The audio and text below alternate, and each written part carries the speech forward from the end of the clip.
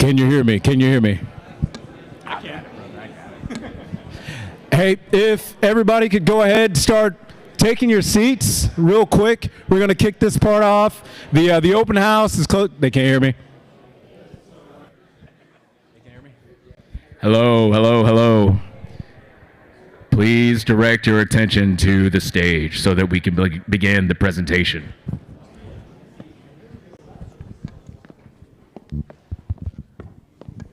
Are the cameras rolling? Is this my good side? Hey, real quick, District 4, thank you so much for coming. I want to thank you on behalf of Councilman Charlie Lauersdorf.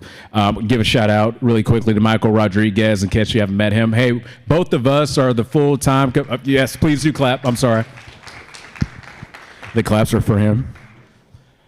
On behalf of Councilman Lauersdorf, we're super excited to bring this bond package to you all. I do want to make sure that the point is across that this is a preliminary hearing of sorts of this. It's not the final plan. The ink has not dried. We're going to take into account the things that, and the concerns that you raised during this meeting and the other meetings. We're going to rework the plan, and then we're going to present it to you again at a later date. Does everybody understand that?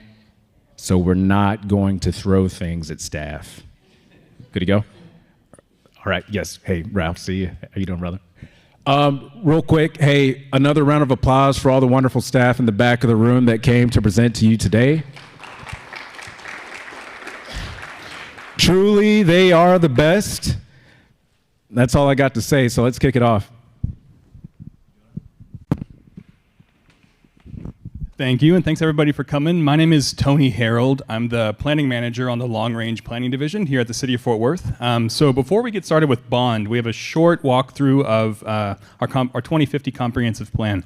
So at first things first, we have a short video for you guys that we're going to kick off. This is our Fort Worth, a place where we grew up. Our friends will build dreams, and where the choices we make today shape the world we live in tomorrow. Our city is growing faster than ever, but growth is smart planning, designing neighborhoods and districts where people can live, work, learn, and play within reach. It's about thinking long term, and now's the time to reimagine where we can go next. That's what the 2050 Comprehensive Plan is all about, a vision and a plan for how we grow, connect, and thrive over the next 25 years. Think of this as a big way to plan. Instead of focusing on one property at a time, look at how entire neighborhoods, streets, and districts fit together, how homes connect to schools and work sites, and how trails lead to parks and community centers. Imagine turning an empty lot into a playground. Imagine turning an empty lot into a new home or business right down the street. We create active neighborhood centers where people meet up with family and friends, connected by green corridors, trails, and efficient transit that link every corner of our city. This kind of planning keeps each area's character intact while giving every neighborhood a chance to grow in a way that fits its residents. Our future be a place with even more great jobs and innovative companies, with advanced employment and higher education centers. Vibrant places, great neighborhoods, a city we're all proud to call home.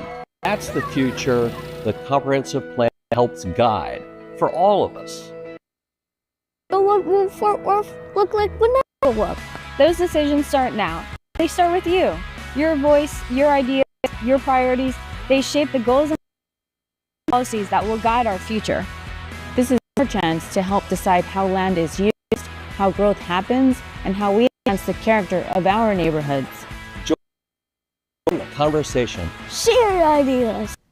So that's an excellent video, and it truly shows who this plan is for. So over the next 25 years, the 2050 comprehensive plan is really meant to act as the video said, an overarching guide for policies across the city, really over the next 2.5 decades. So ranging from public safety to economic development, all the way to zoning and parks and recreation. The 2050 plan is really meant to guide all of these policies in a cohesive way over the next, again, 25 years.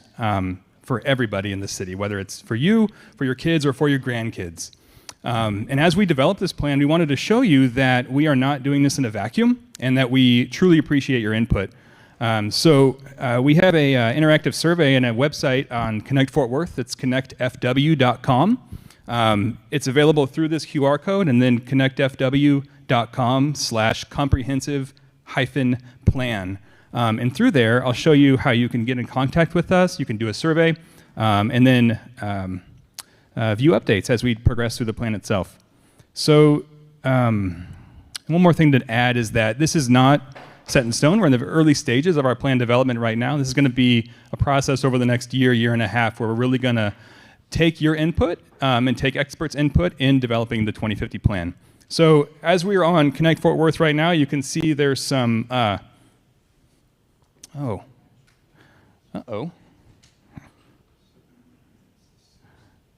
Sorry about that.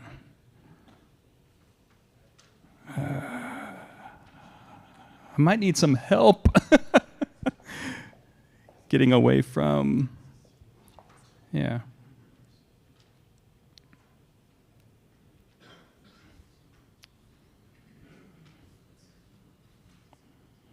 There we go. Thanks, April Rose. So on our Connect Fort Worth page, you can see that we have some summary information on the left. There's a link to our interactive survey, and on the right, we have our wonderful video and another link to our survey. I'm going to walk through that briefly right now just to show you that it's really simple. It's a quick 5-minute survey, and there's some interesting elements to it as well. So it's going to ask you initially for some overall feelings about your priorities for the city of Fort Worth. There's some free-form answers as well as some multiple choice. Again, we have some slider questions. Again, super simple, just generally gauging your priorities across the city. There's a really interesting aspect of this survey coming up so that we can show you, you can add here where you live, but then on the next page, there's a map where you can actually interact with it, circle areas that you find specifically interesting and think there should be any specific type of development there. So again, free-form answers. And we really take this into account as we're developing our plan.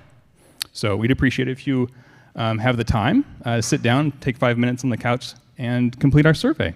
There's some optional demographic data towards the end, but we really do appreciate if you would fill that out so we can understand who's actually participating in our public survey. So I'm going to get back to Connect Fort Worth really quick to show you where we are in the process. So right now, summer, fall 2025, we're in the early phases of solidifying our vision from the first half of our public engagement, which occurred in 2024. There's going to be a summary document up there soon that summarizes all the initial input we've gotten, and then we will be adding our current input into that as we go along.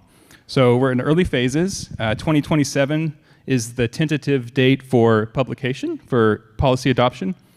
We have some key dates. Right now it's all of our joint bond comp plan meetings, but we're going to add on any other additional public outreach events right here onto the key dates section. And at the very bottom, we have some images, FAQs, and then an email. So please feel free to email the long-range planning team with any questions you have. Happy to answer anything. And additionally, we have a few members from the team. We have Eric Fladiger, Connor McDonald, and Ari Mitchell over on the comp plan corner of the setup.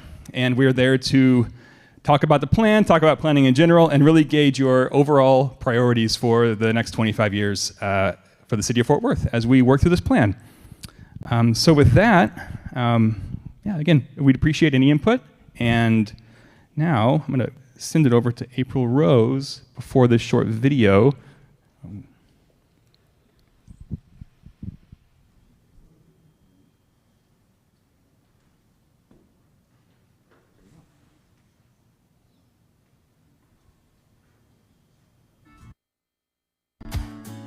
In the 2050 Comprehensive Plan, the City of Fort Worth is looking far ahead, setting an ambitious vision for how our city will grow and thrive in the decades to come. But bringing that big picture vision to life starts with real short-term action. That's where the 2026 bond comes in. Every 4 years, Fort Worth voters have the chance to shape the city's future through a bond election, a way of funding essential public works projects. For 2026, the city is developing an $840 million bond package focused on the foundations that keep Fort Worth moving forward. Out of the city's 67-cent tax rate, almost 15 cents go toward paying off debt like bonds. The proposed bond package fits within that amount, so your tax rate won't go up. Fixing every identified need across the city would cost billions, so we have to be strategic. That means making fiscally responsible decisions that deliver the biggest impact with the dollars available. Using data, master plans, and community priorities, city staff identify projects that can leverage external funding partnerships and balance needs across every part of Fort Worth. More than 60% of the proposed bond package focuses on streets and mobility, designing and constructing major roadways and intersections, upgrading and repairing bridges, reconstructing neighborhood streets, and improving pedestrian safety. The proposed transportation projects were chosen to advance the priorities identified in the city's Master Transportation Plan. Another 22% invests in parks and open space, expanding recreation and trails for our growing population, guided by the city's new Parks, Recreation, Open Space, and Public Realm Master Plan. And the remaining funds support essential community needs that strengthen neighborhoods across Fort Worth, like public safety, animal care, library upgrades, and affordable single-family housing. These projects aren't chosen lightly. They're shaped by data, careful planning, and most importantly, your feedback. Help build our future. Use our interactive Balancing Act tool to explore the proposed projects and share your input on what projects should be prioritized. You and your neighbors will vote on the bond projects in May 2026. The comprehensive plan sets our long-term vision. The bond program helps make it happen.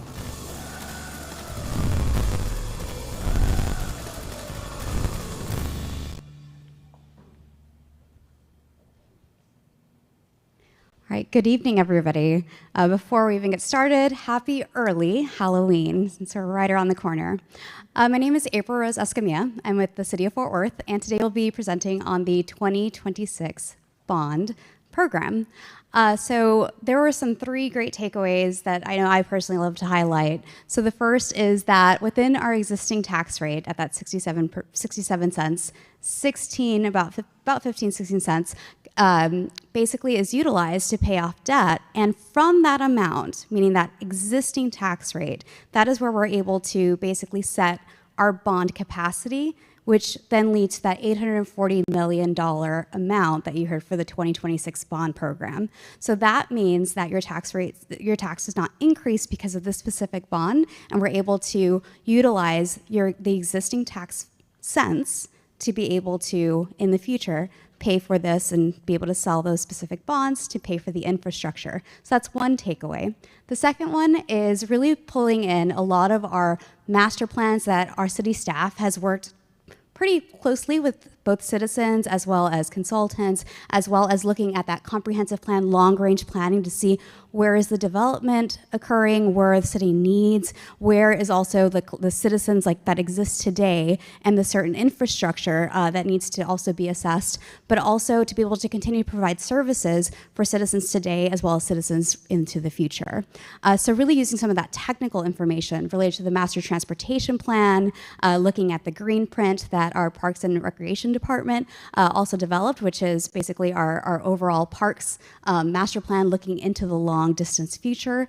And then finally, just considering engagement today.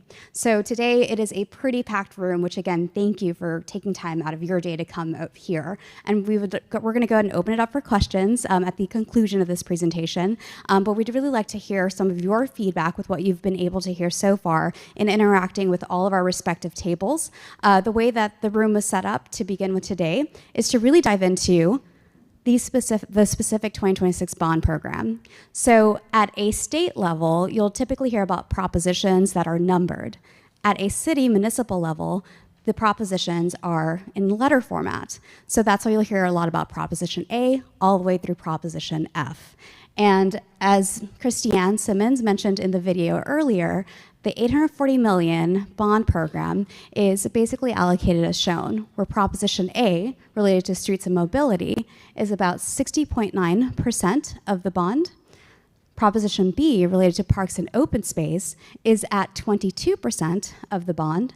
C for public libraries, 1.7%, and so on and so forth through D, E, and F to make that total $840 million.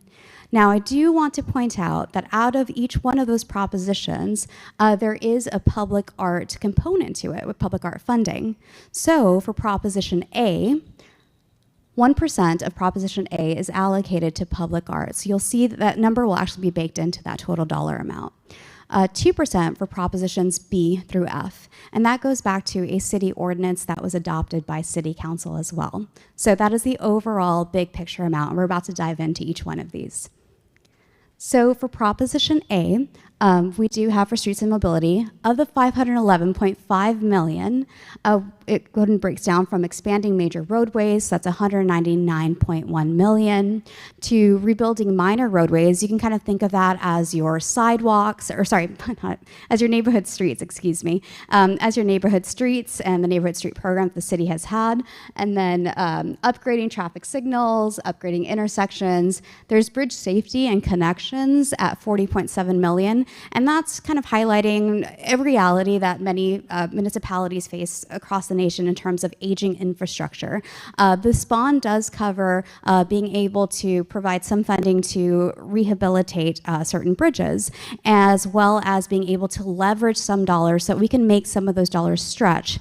And whenever I talk about leveraging dollars, I really talk about, we have the North Central Texas Council of Government, we have TxDOT, we have federal dollars that are made available that through specific programs that us, like the city of Fort Worth, can apply to, we're able to leverage our dollars to be able to really cover a very large, more complex type of project.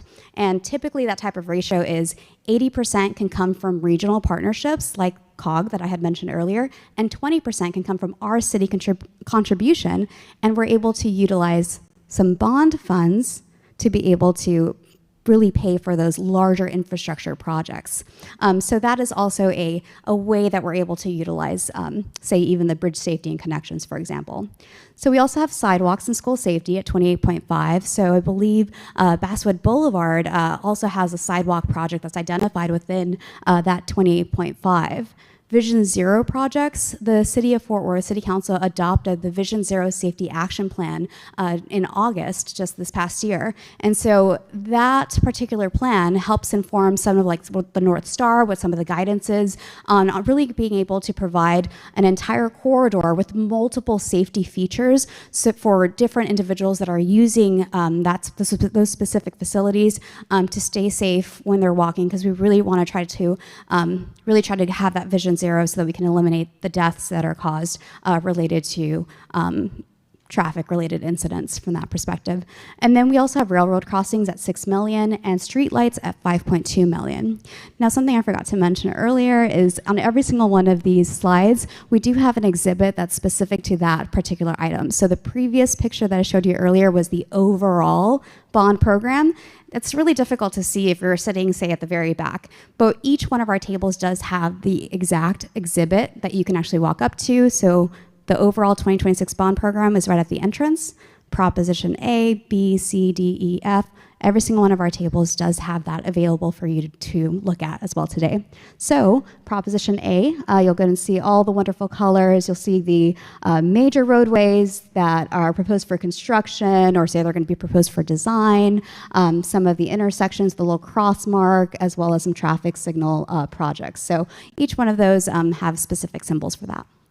So next is Proposition B, and these are all of the green stars, and that's $185.1 million. So this is upgrading the metropolitan community parks at $57.5 million. So think something like this, the city-wide type of projects. So we have Gateway Park that is also part of this, as well as rebuilding the Tatiana Carr Jefferson Community Center at Hillside at $30 million, the Open Space Land Conservation at $25 million, the new Aquatic Center at $22 million, the Botanic Gardens upgrades, as well as the Water Garden upgrades. If you go to downtown, bring your friends, bring your family, anybody who wants to maybe move to Fort Worth, go and take them down over there. But this is part of the proposed bond package at $10 million to be able to upgrade the Water Gardens, as well as the Fort Worth Zoo infrastructure and a contribution of $4 million there. So for Proposition C, this is related to public libraries. For public libraries, that would be encompassing of relocating of the Fort Worth History Center, renovating Southwest Regional Library, the renovation of Diamond Hill Jarvis Library as well. And Sherry is here today with the library, and she has a couple of different handouts you can take with you today that really details additional information respective to like these specific 3 items. So if you ever want to do a deep dive, it's right over there as well. So for Proposition D, we have public safety. And I like to look at this slide as like a whole like new, rebuild, and renovate. So at $63.9 million, 19.4 million is proposed to go towards the new fire station, 46, and that is in the Southwest Fort Worth area.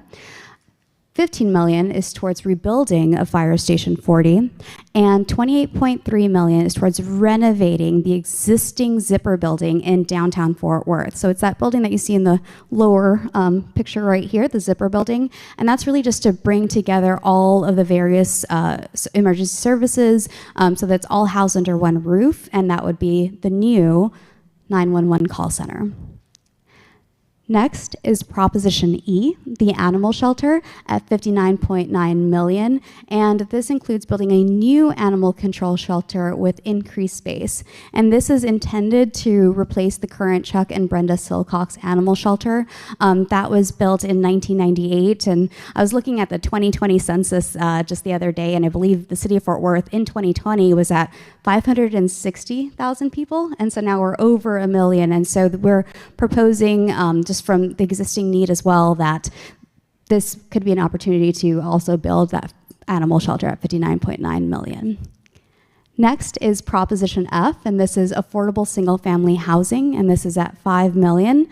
This is proposed to include just a kind of 1 million would be towards buying vacant and blighted properties, and the additional 4 million would be to fund construction and infrastructure costs to develop affordable single-family housing within the city. So this really opens up the respective salaries, and there is an actual table that we do have on this proposition with a full deep dive on that, but it is related to affordable housing, and this is in addition to some of the programs that the city of Fort Worth already has in place as well, but this is trying to create that additional tool in our toolbox to be able to contribute to affordable housing at 5 million. So with that, kind of want to walk through the bond program history. So if you've lived in Fort Worth, you've seen, the programs and the projects that have come through, and you've seen exactly where they are throughout the city. But if you're newer to the city, I'm going to go ahead and show where in 2018, at 400 million, you could see exactly where those respective projects are and were at that time and to be constructed. Then the 2018 is now grayed back, and you can actually see where the 2022 bond program at 560 million was then allocated with all the various projects. And then we move forward to the present day in 2026 at 840 million. So you can really see, again, all of the grayed back projects. At some point, they obviously were all selected in the same way here today, related to informed decisions, related to data, related to the growth, related to master plans, some of the technical information related to roadway networks and so forth. But really seeing where all the various projects are in this cycle for the 2026 proposed bond. But with that, as we mentioned earlier, it's not said and done, right? We're still working towards this. We still want to be able to engage with your feedback. And there are potential project swaps if you wanted to talk about, say, you wanted to add the 23rd Street design or park drainage and erosion control infrastructure or a new Far West Branch library at 20 million. All of these projects here today, these could be swapped out, but that would mean that if you wanted to add a Far West Branch library at 20 million, you would have to remove from another proposition or even within the same proposition that same amount because we need to stay with that 840 million. So that's a lot of tracking, right, to do if I want to add this project or move that project, and how exactly do I keep track of it and how exactly do I vocalize that? Well, we've created a tool for you to actually log on, and if you can take out your phones, we have this QR code that you can take a photo of, or if not, you can also go to connectfortworth.org. connectfw.com, so connectfw, and we have a balancing act tool, and that tool allows you to select a project, like unselect a project, remove a project, add funding to a specific proposition, remove from another one. It really allows you to be able to play with that number. And for each one of these propositions, we've also added an extra spot where you can type in a comment and you can state why you're why you propose or why you may be against a specific type of thing. And all of that information gets sent back to us. We aggregate that data so that we can then inform, of course, leadership, inform our council of all the various feedback that we've received either from you today here or from you sharing this exact QR code with your friends, with your family, through social media. We're able to continuously aggregate that information because, so we're here today, right, with the community engagement event. And that will be going on all the way through mid-November. So in late 2025, so heading towards the end of this year, we will be finalizing the project list. And again, this is with informed information. So your information, your feedback through that QR code, your feedback through that balancing act, or even just speaking to us today and us writing this, like, your comments back down, it helps us to be able to finalize that list so that in January 2026, council can call the election. It's a very formal process to basically state that in May 2nd, 2026, that's when the bond election would occur. So we're here today from an engagement standpoint. We would come back to you again in the spring to let you know what that final list is. And then that way you can make your informed vote, however it is, in which way, for the bond election. And I do want to clarify that each one of these propositions are voted, or right now at this time, are supposed to vote individually. So you'd be voting however you wish for Proposition A and B and so forth, each individually. So with that, we're here today and we're going to go ahead and open it up for questions. We do have a microphone and a couple microphones that we'll be handing out to those who have questions, and that we would really like you to use the microphone because we are streaming this particular session, and that way others can also hear your questions. I would pride myself of, being an engineer. I love to talk about infrastructure. I love to talk about all the different roadways and everything else, but I can't answer all of the questions from that perspective. And so we are going to definitely ask, and I will also lean on my subject matter experts that are all the way across the room who will carry a lot of these projects through design, through completion. So at times, this particular microphone will be handed off to them as well. But we are here to help answer your questions today. So with that, any questions? All right, right here in the back.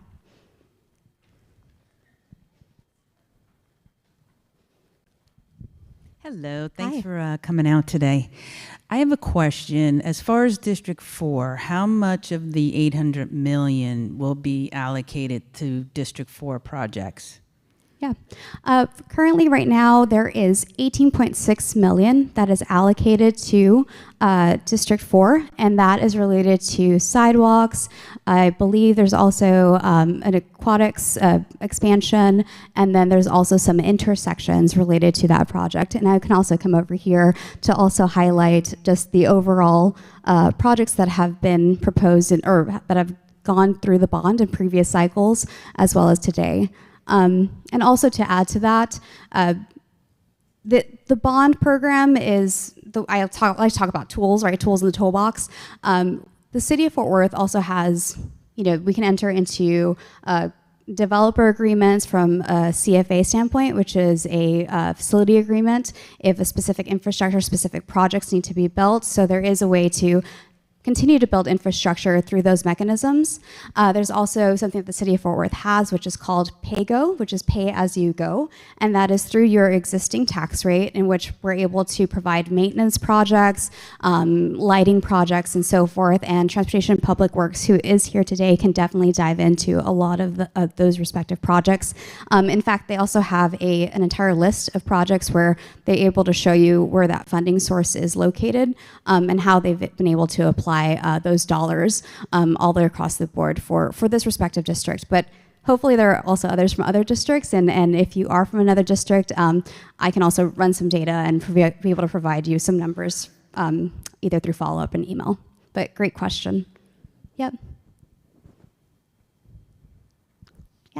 All right, microphone's coming your way. Hello. Hi. So I took a look at the budget tool, and it looked like to me the only specific building that was going to be affected in District 4 was the North Park YMCA. And I saw that there was only $5 million allocated for that, for both an indoor pool and a gym. As someone who has worked in pools for the last decade of my life, I understand that $5 million would simply not cut it to even install a pool. So my question would be, has the city of Fort Worth gone to the North Park YMCA to get an estimate for how much this would cost, both the gym and the indoor pool, and how do we do that?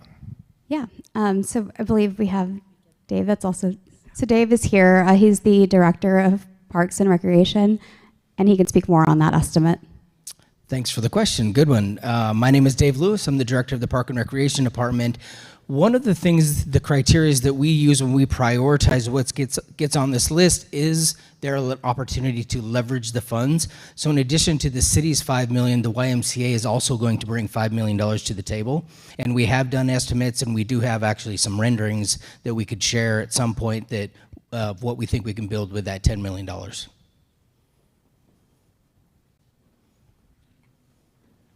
Okay, another question? Yes, hello. Hi. This also has to do with the YMCA.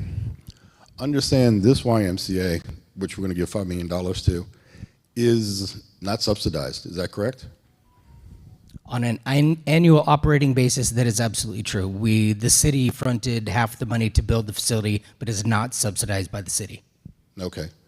Because from what I understand, this is the only YMCA in the city of Fort Worth that is not subsidized, and therefore the residents that live in this area have to pay a substantial fee to actually use this facility. Is that correct? I don't think I heard the first part of that question.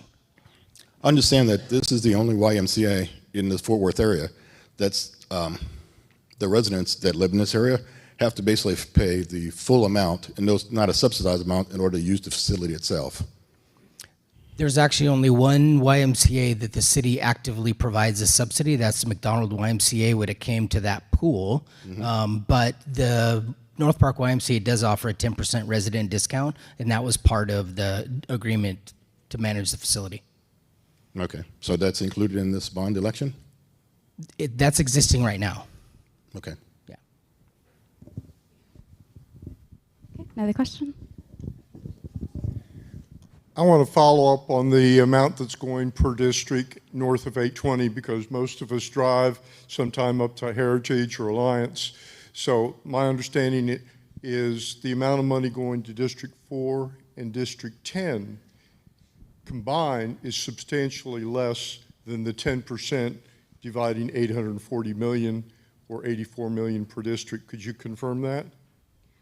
I would have to confirm the District 10 numbers. I mean, I can pull it up eventually after our session. I do have my laptop, so I can definitely identify the exact dollar amount within the spreadsheet.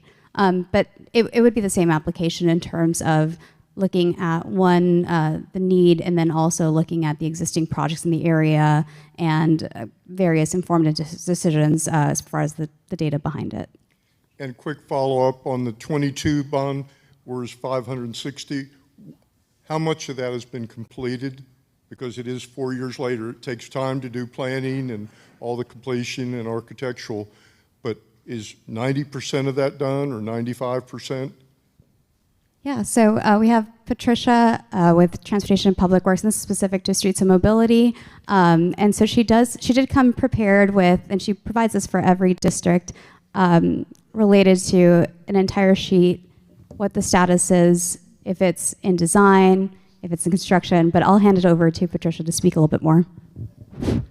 I don't actually have off the top of my head a percent complete, but I can tell you that overall on the 2022 bond program, citywide, we've got a large majority of our projects already in construction, and most of the ones that are not are going to be going into construction in this next calendar year.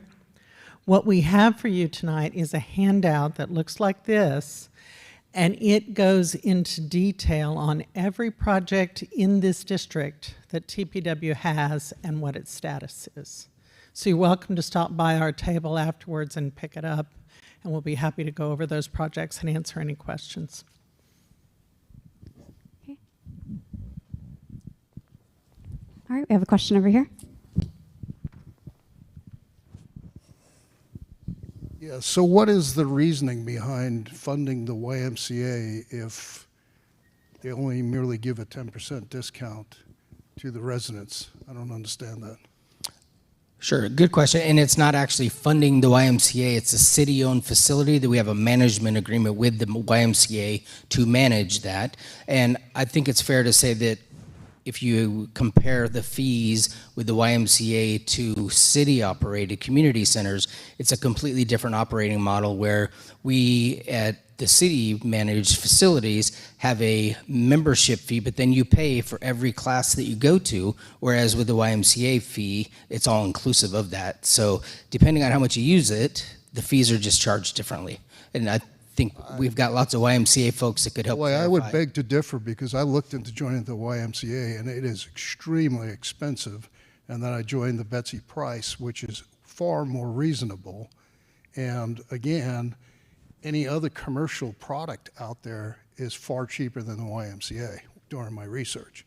So their prices keep increasing and the 10% means absolutely nothing. Okay, we have another question? Yeah.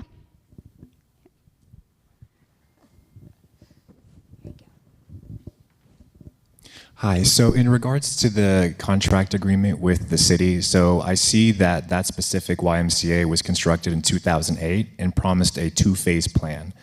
I see that it's been 16 years later, and again, so the Y has to raise 5, and then the city's gonna give it 5, giving it $10 million.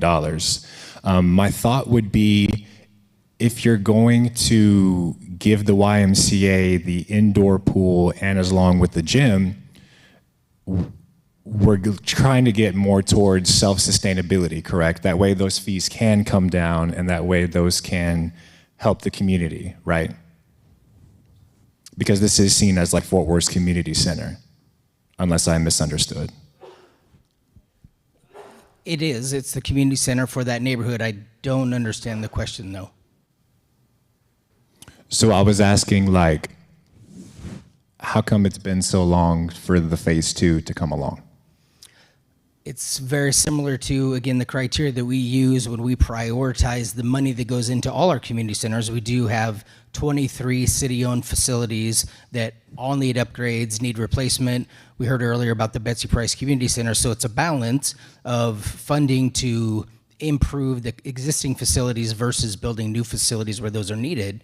We're currently at the tail end of doing a community center study where that will help identify which of our current facilities are in more priority need to be replaced or remodeled, and then where new facilities are needed based on the gaps in service that we have right now.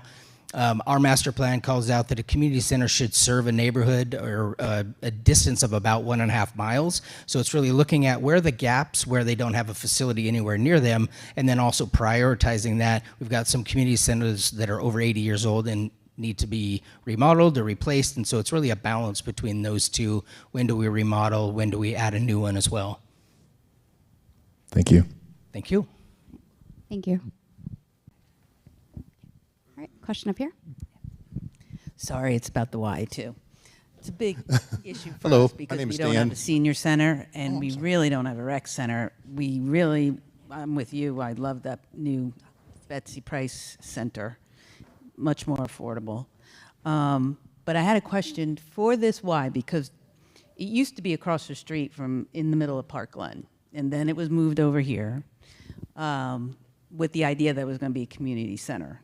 And that's really not panned out for a majority of us. Is the contract with the Y associated with the building, and can we get out of that contract? Yes, it is actually a lease to the YMCA to manage the building, and the original term of it is 20 years with two 10-year renewals after that. And so, yes, there is an opportunity to, if they're not living up to the contractual terms, or if they feel that they don't want to do the contract anymore, then yes, there are opportunities to change that. And I think 2028? Yes, 2028. And with this, should this bond pass and the facility be upgraded, that's a good time to revisit the arrangement. Is it still working? Is it still providing the services that the community desires? And that's our opportunity really to relook at all of that. Great. Including fees. Next one's for you as well. All right, thank you. Okay, we have another question. Hello, my name is Dan Hayes, and I'm a board member of GPAC, which is the Gateway Park Action Coalition. We're a new nonprofit that is working to help get Gateway Park to fully achieve its potential as Fort Worth Central Park. Gateway is almost 800 acres, and it's essentially the same size as New York's Central Park, minus many of those amenities. But even so, it attracts 600,000 visits annually and is the 17th most visited outdoor attraction in the state. And by itself, it's larger than 60% of all the parks in Fort Worth combined. So we have a great new master plan the City Council approved in 2024, but without enough funding, it will look like the master plans from 1978, 1988, 2002, 2009, and 2015, a wish list with pretty pictures. So I invite you to go to gatewayparkfw.com to learn more about what we're up to and the way we're trying to help the city get there using foundations, philanthropists, and any other methods that we can. This park deserves more attention and to be more than half open to the public after 50 years. Thank you. All right, thank you. Have any questions related to the propositions? Or, yes, we have a question up here. I have a question about the affordable housing. Will any of that money be going to permanent supportive housing for the homeless? So we do have Dana, our Assistant City Manager, to speak on affordable housing. Hi there. Dana Bergdorf, Assistant City Manager. So the city has other funds that we use for permanent supportive housing.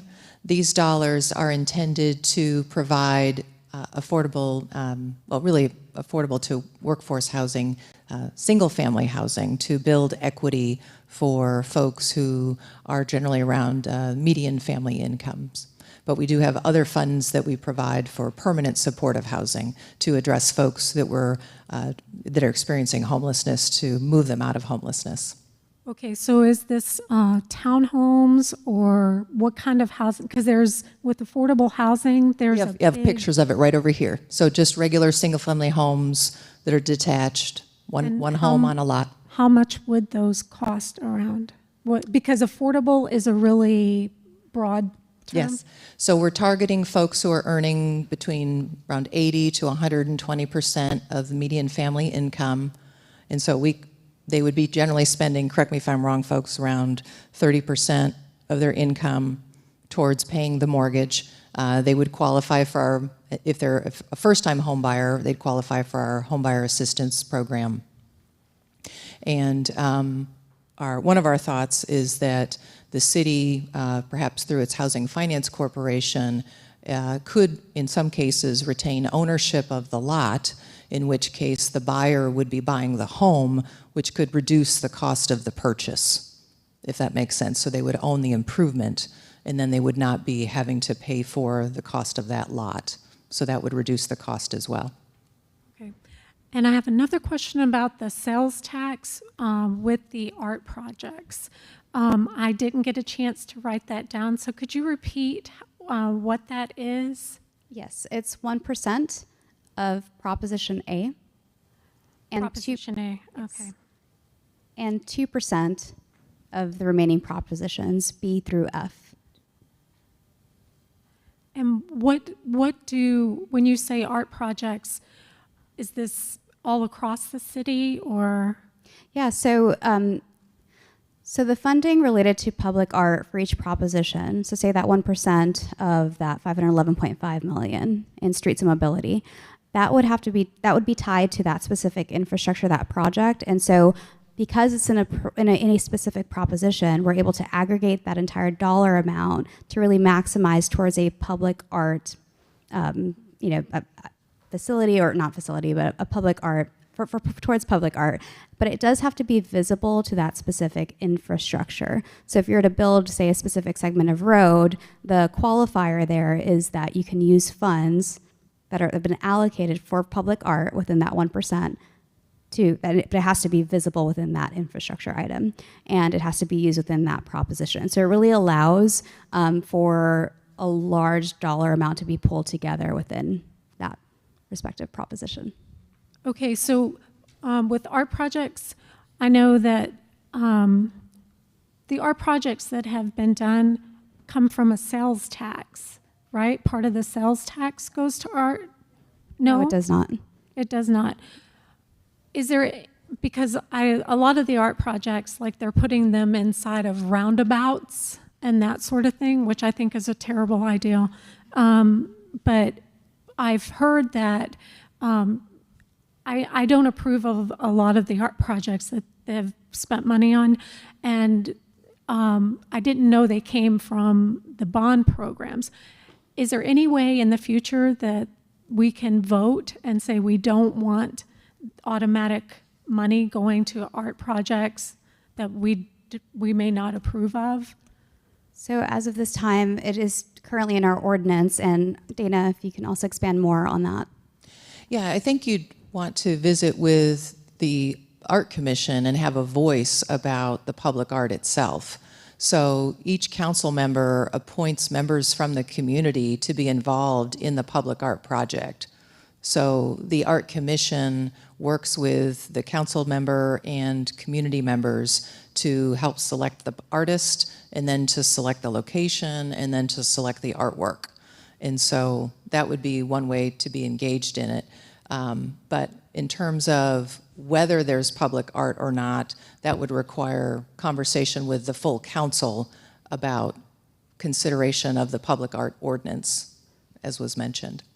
Because I know our councilman has talked about he would like to see the public getting a vote on that money automatically being taken,